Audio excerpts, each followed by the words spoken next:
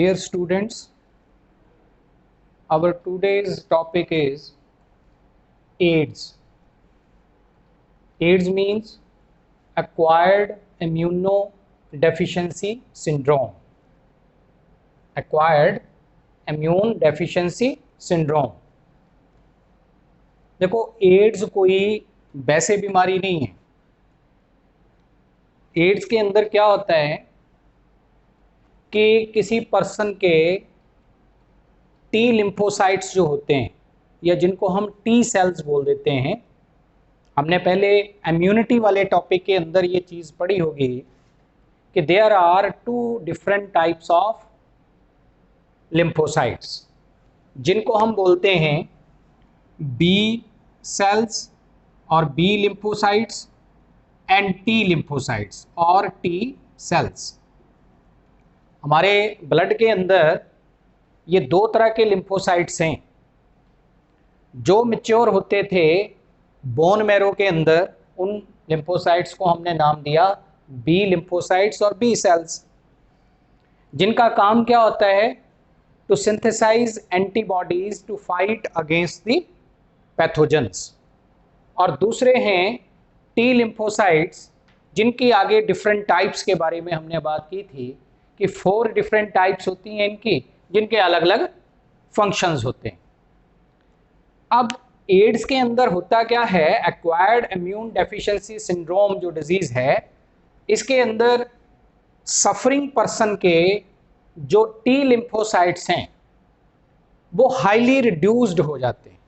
उनका नंबर जो है वो बहुत ज़्यादा रिड्यूस हो जाता है, बहुत ज़्यादा कम हो जाता है।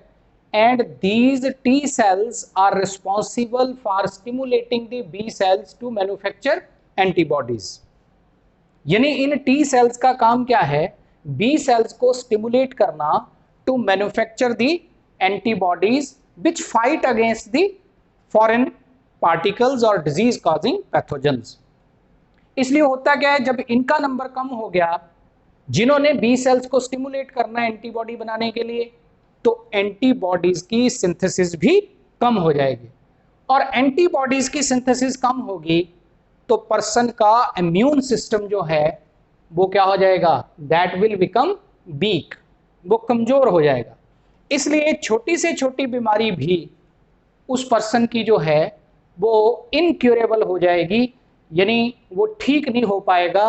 और इवन अगर सिंपल कोल्ड भी हुआ है उसको, तो वो कोल्ड को क्योर होने में भी प्रॉब्लम आएगी, यानी वो भी क्योर इजीली नहीं होगा।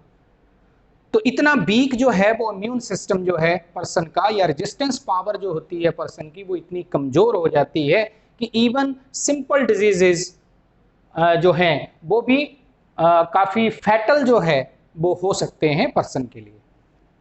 तो in acquired immune deficiency syndrome there is reduction in the number of T lymphocytes और T cells which ultimately leads to weakening of immune system, जिसके कारण इम्यून सिस्टम वीक हो जाता है और बी सेल्स का जो एंटीबॉडी बनाने का प्रोसेस है उसमें रुकावट आती है, यानी बी सेल्स जो है वो एंटीबॉडी नहीं बना पाते due to the reduction in the T cells.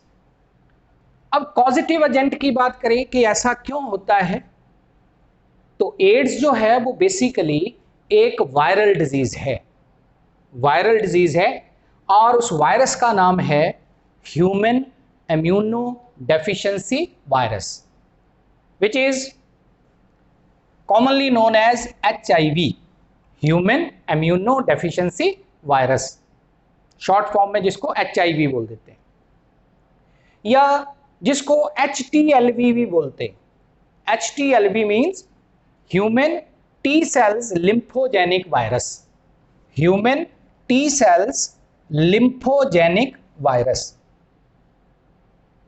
अब ये जो है, इस वायरस को सबसे पहले नोटिस किया था, ऑब्जर्व किया था यूएसए के अंदर गैलो और उसके कुछ एसोसिएट्स ने, उसके कुछ कोलीग्स ने इन 1881 में।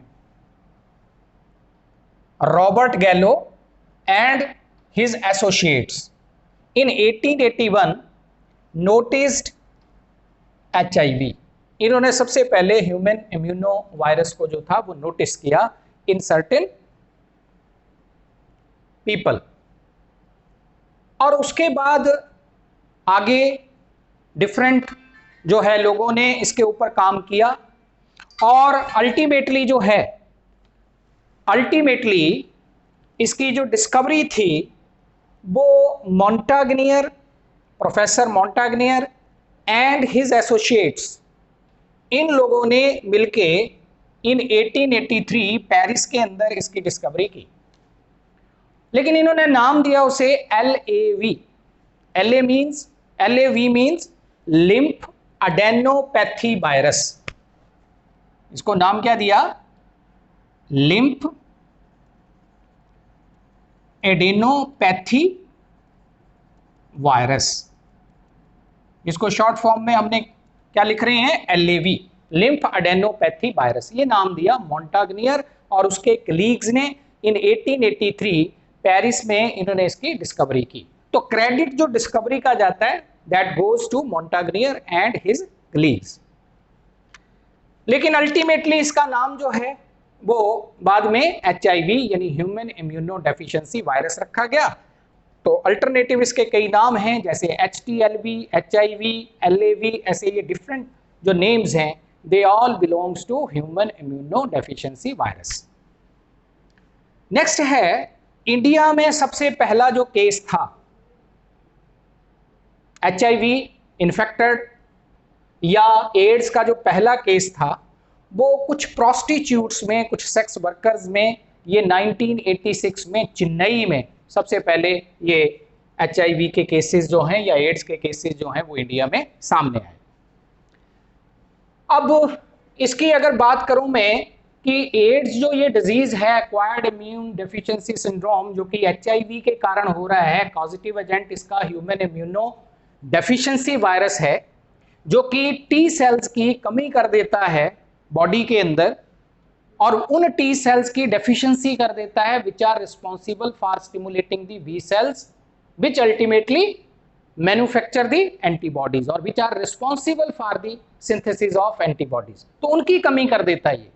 तो टी सेल्स की जब कमी हो जाएगी तो बी सेल्स एंटीबॉडीज नहीं बना पाएंगे, इम्यून सिस्टम डेफिशिएंट हो जाएगा। इसलिए इसको हम क्या बोल रहे हैं? ह्यूमन इम्यूनो डेफिशिएंसी वायरस, यानी जो वायरस ह्यूमन बीइंग के सिस्टम को, जो है इम्यून सिस्टम को डेफिशिएंट कर देता है, उसमें कमी ला देता है, डिजीज से लड़ने की जो ताकत है बॉडी की उसमें कमी ला देता है।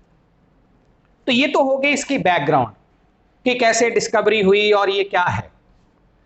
अब आते हैं कि इसका अगर हम स्ट्रक्चर देखें, अल्ट्रा स्ट्रक्चर देखें अगर HIV का, तो ऑलमोस्ट स्फेरिकल होता है। ह्यूमन इम्यूनो डेफिशिएंसी वायरस जो है it is almost spherical in shape, और ये जो वायरस है इसमें 2 प्रोटीन कोट्स होती हैं, 2 इसके अंदर जो है वो प्रोटीन्स की कवरिंग हैं। और इसके साइज की अगर मैं बात करूं तो इस वायरस का जो साइज होता है that is about 90 to 120 nanometre. ये इसका डायमीटर जो है वो 90 to 120 नैनोमीटर इसका डायमीटर होगा। और इसमें 2 प्रोटीन की कवरिंग्स हैं, एक तो ये प्रोटीन की कोट है, inner most coat, and the second one is, ये दूसरी कोट है। ये दोनों प्रोटीन की कवरिंग्स हैं, और ये दोनों प्रोटीन की कवरिंग जो हैं वो कहां है? सेंट्रल पार्ट जो है इस वायरस का that is occupied by 2 single stranded RNA filaments. ये एक RNA का सिंगल फिलामेंट है और ये दूसरा फिलामेंट है। तो सेंटर में इस वायरस के 2 ये RNA के फिलामेंट्स हैं, और साथ में ये जो 2 डॉटेड स्ट्रक्चर्स दिखाए हुए हैं दीज आर एंजाइम्स, और इन एंजाइम का नाम क्या है? Reverse transcriptase enzyme, reverse transcriptase enzyme. तो in the centre of the virus और in the core region of the virus there are 2 single stranded RNA filaments which remain associated with two reverse transcriptase enzyme molecules and covered by or surrounded by two protein coverings. ये innermost protein covering है और उसके बाद ये second one, और सबसे बाहर ये लिपिड की बाइलेयर है। ये जो लेयर है ये लिपिड की बनी हुई बाइलेयर है, यानी डबल लेयर है, जिसको लिपिड मेम्ब्रेन हम बोल रहे हैं।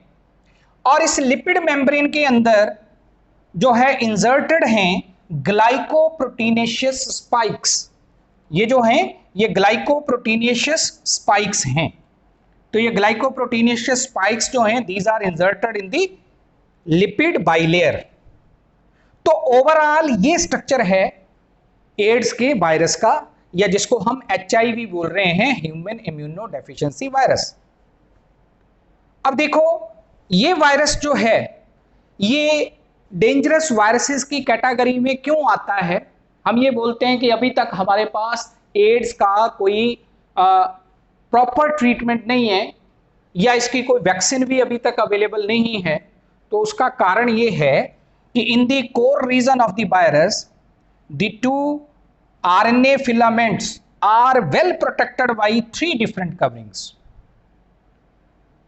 Normally viruses का जो जेनेटिक मटेरियल होता है उसके बाहर एक या दो कवरिंग्स होंगी, यहां 3 डिफरेंट कवरिंग्स हैं जो कि प्रोटेक्ट कर रही हैं जेनेटिक मटेरियल यानी RNA ऑफ द वायरस को।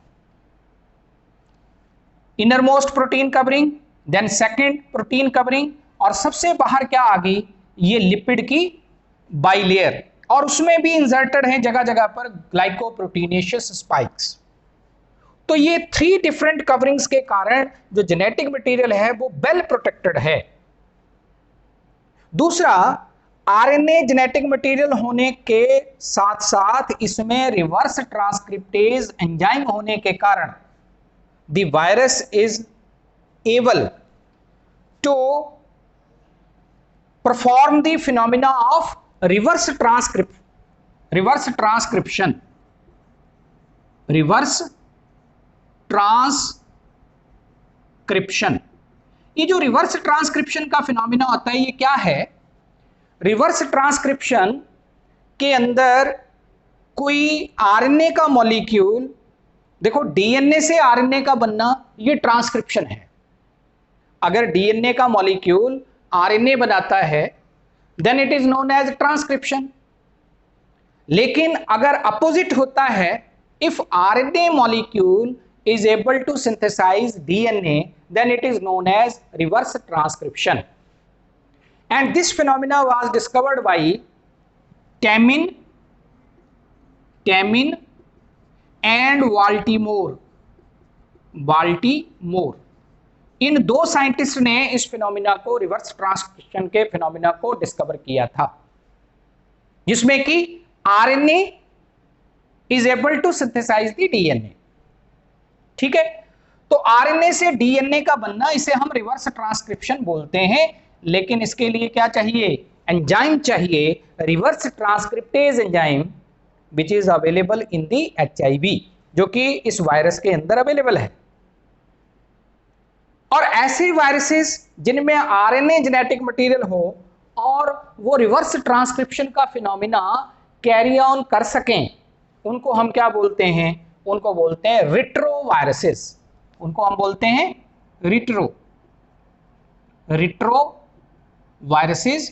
तो ये एक रिट्रो वायरस है, ये एक रिट्रो वायरस है जो कि आरएनए जेनेटिक मटेरियल इसके अंदर है और ये डीएनए बना सकता है। ठीक है, अब ये तो इसके स्ट्रक्चर के बारे में बात होगी। अब बात आते हैं कि इसके स्ट्रक्चर के बाद कि जब ये एंटर करता है, मोड ऑफ एक्शन कैसा है इसका, और मोड ऑफ ट्रांसमिशन कैसा है, कि किसी के अंदर एंटर करता है तो कैसे एंटर करेगा, और उसके बाद फिर उसकी बॉडी में क्या क्या सिम्टम्स पैदा करेगा। ये तो मैं एक एक करके बात करूंगा। अभी मोड ऑफ ट्रांसमिशन की अगर बात करें तो HIV जो है ये किसी पर्सन की बॉडी के अंदर डिफरेंट रीजंस के कारण जो है एंटर कर सकता है और डिफरेंट वेज में एंटर कर सकता है। For example, HIV can enter in the healthy person through blood.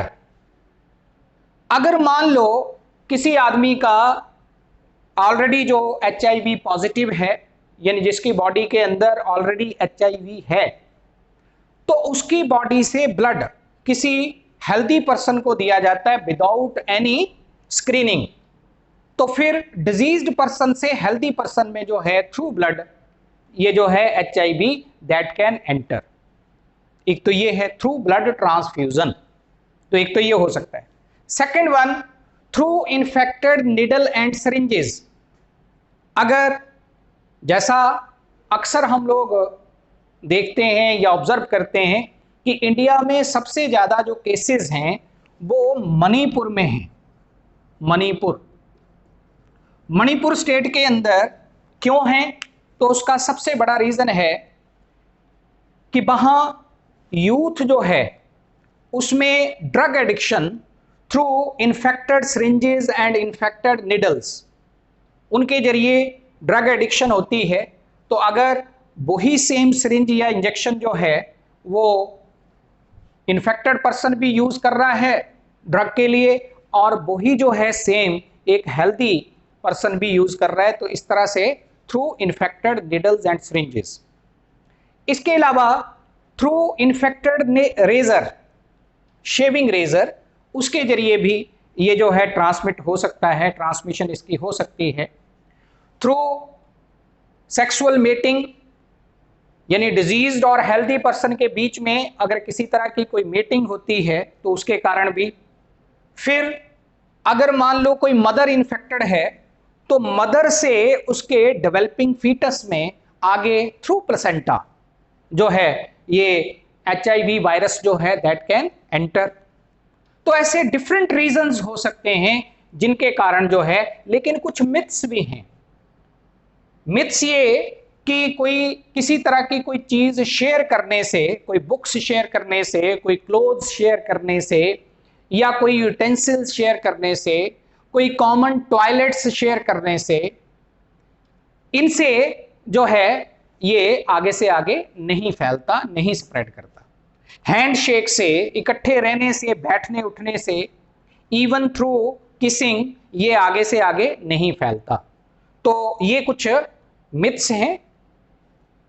फिर बोरिंग ऑफ पिन्ना, एक और चीज ध्यान में आई है, बोरिंग ऑफ पिन्ना। अगर इन्फेक्टेड निडल से जिसको कि पहले एड्स हो यानी HIV पॉजिटिव हो कोई पर्सन और जिस निडल से उसके पिन्ना रीजन को बोर किया है, सेम निडल से किसी हेल्दी फीमेल को या हेल्दी पर्सन को बोर करेंगे तो डेफिनेटली इसके जो है फैलने के चांसेस होते हैं, ट्रांसमिशन के चांसेस होते हैं।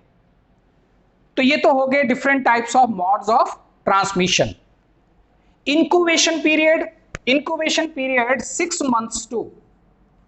6 months to इवन 3 years तक हो सकता है।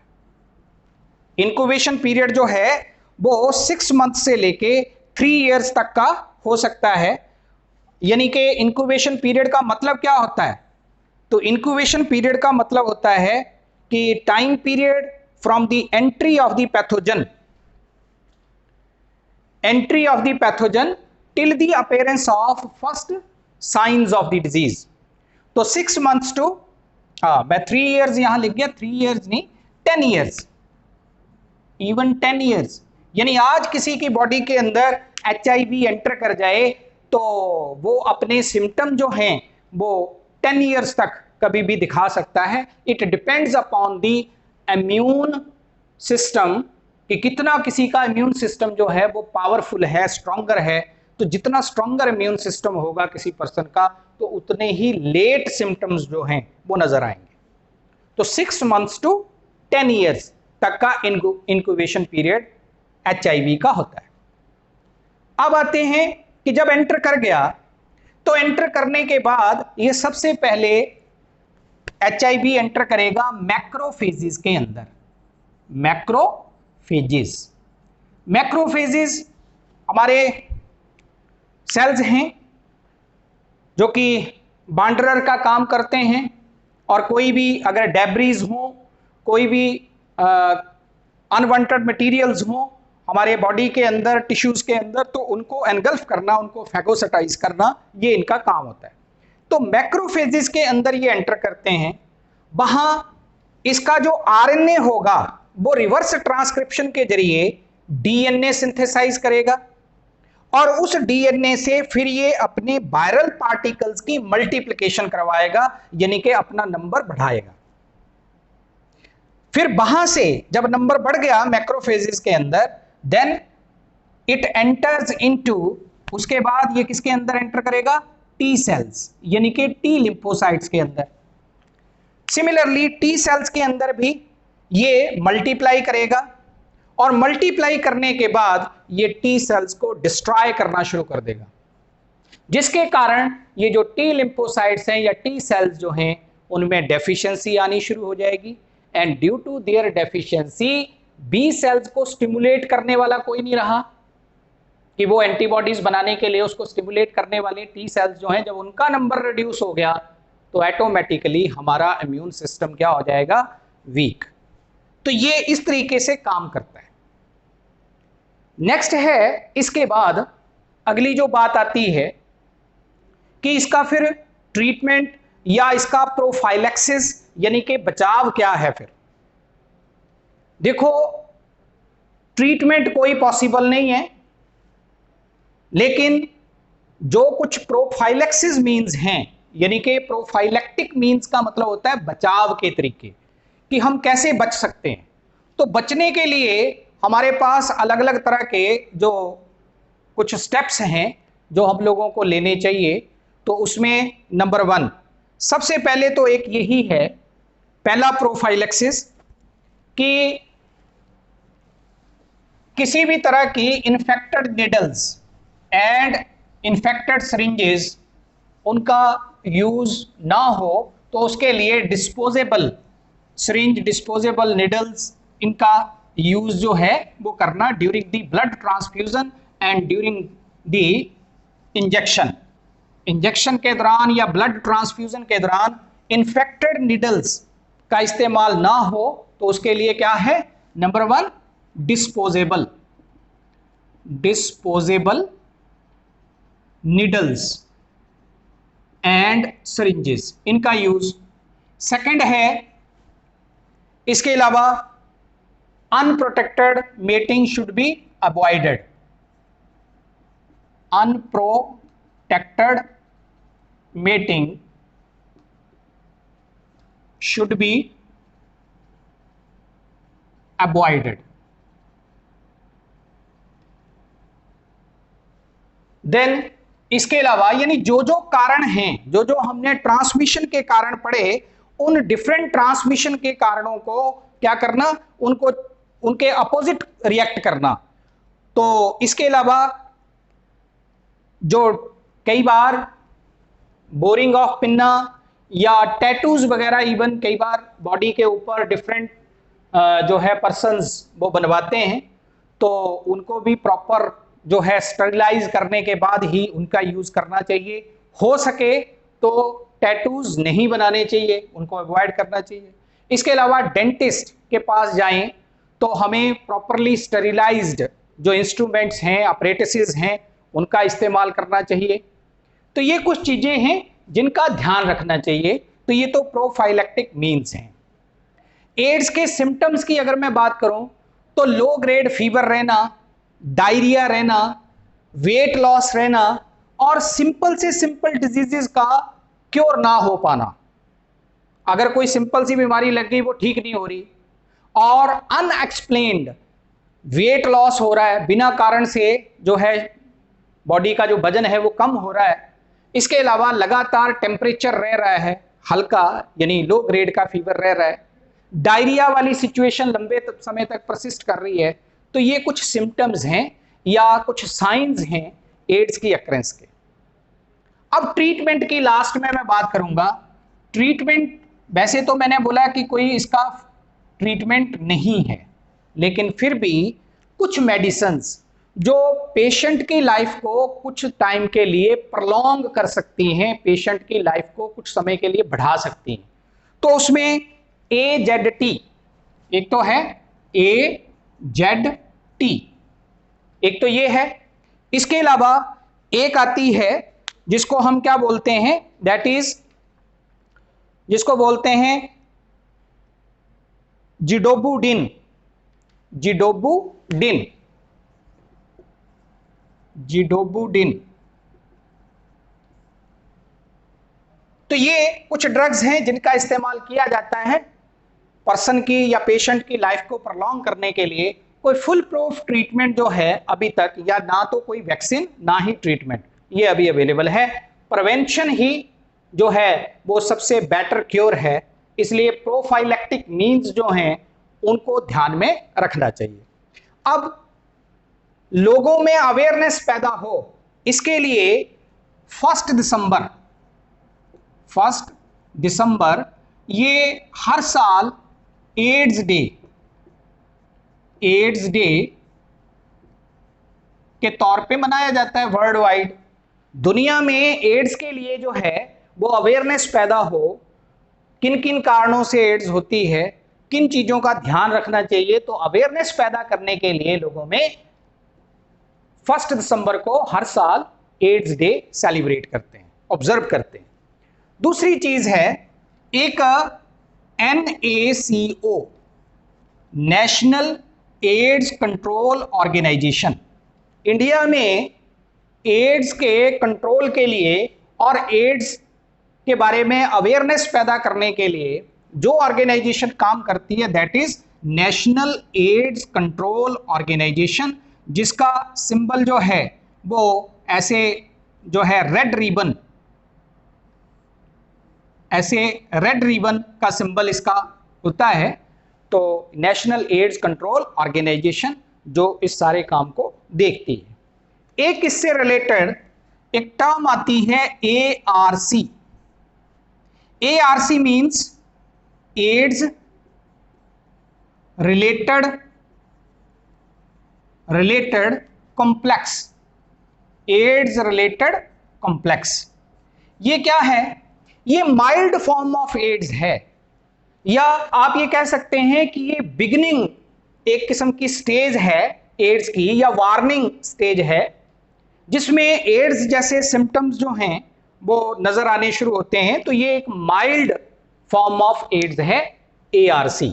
ये जिसको आप बोलेंगे कि फुल ब्लोन केसेस नहीं है एड्स के, जिसमें अभी इनिशिएशन वाली स्टेज होती है या माइल्ड स्टेज के ऊपर एड्स अभी होती है, तो उसको हम बोलते हैं ARC, एड्स रिलेटेड कॉम्प्लेक्स। तो ये सारा एड्स के बारे में था। इंडिया में सबसे ज्यादा जो केसेस हैं वो मणिपुर के अंदर है, और उसका मेन रीजन जो है वो इंट्रावीनस इंजेक्शंस के जरिए ड्रग एडिक्शन जो है वो मेन रीजन है। और वर्ल्ड कैपिटल ऑफ एड्स जो है वो साउथ अफ्रीका को बोला जाता है।